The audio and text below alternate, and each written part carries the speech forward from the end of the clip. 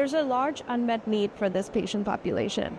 We've seen, based on data from the Monumental series, that GPRC5D-directed bispecific antibodies can be very efficacious in this population, resulting in response rates of about 70%.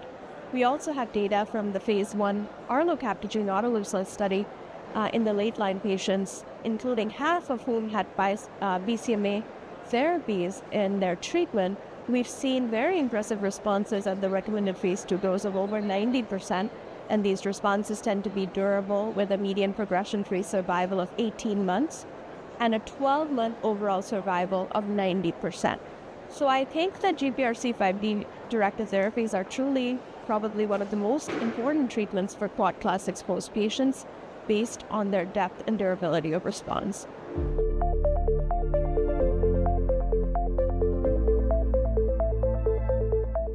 What we have seen is the response rates tend to be quite deep, with the recommended phase 2 dose of more than 90%. What we have seen in the phase 1 study is that even patients who've had prior exposure to BCMA-directed therapies, the responses and the progression-free survival is maintained. In terms of other CAR T-cells on the market, this is the only GPRC5D targeted therapy that's furthest along in development. It's being looked at in the registrational phase 2 quintessential study, which is essentially looking at quad-class exposed patients and kind of looking at the overall response rate as a primary endpoint. And the aim is to have a registrational approval.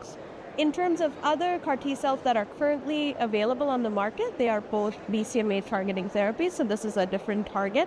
And in terms of others in development, as you know, there's dual targeted CAR T-cells in development, as well as a more efficacious and safer BCMA-directed target CAR T in development. And so, however, given that this is the only one that's been furthest along in development targeting GPRC5D, I think it has a unique, safety and efficacy profile in this setting.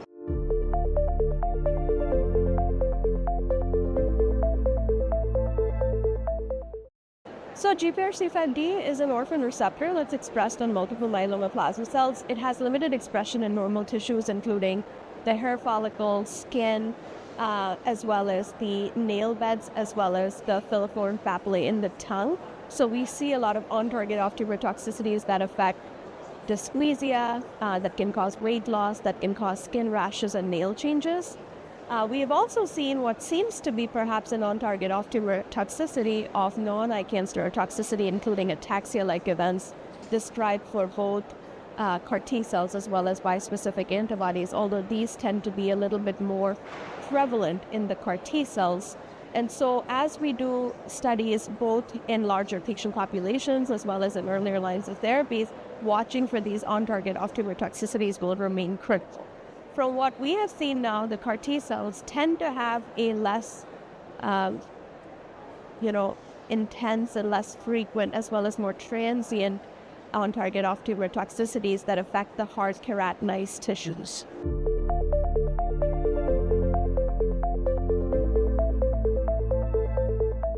For our Locabtogene Autoleucel, as with any other, CAR T programs, I think depth of response is very important. That includes response rates, stringent complete response rate, and more importantly, recently, MRD negative data. However, the true benefit, I think, is looking at the progression-free survival, the durability of these responses that patients do achieve. And most importantly, I think the thing that stood out to me most in the phase 1 program was that the 1-year overall survival was 90%.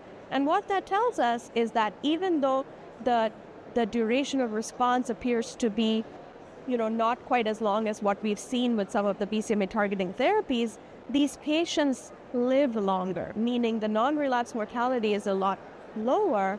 And what that allows patients to do is to move on to other available efficacious therapy options, and that allows for a cumulative improvement in survival. So I think one of the best things about this program has been the low incidence of high-grade infections, of opportunistic infections, and the generally low non-relapse mortality in a heavily pretreated population.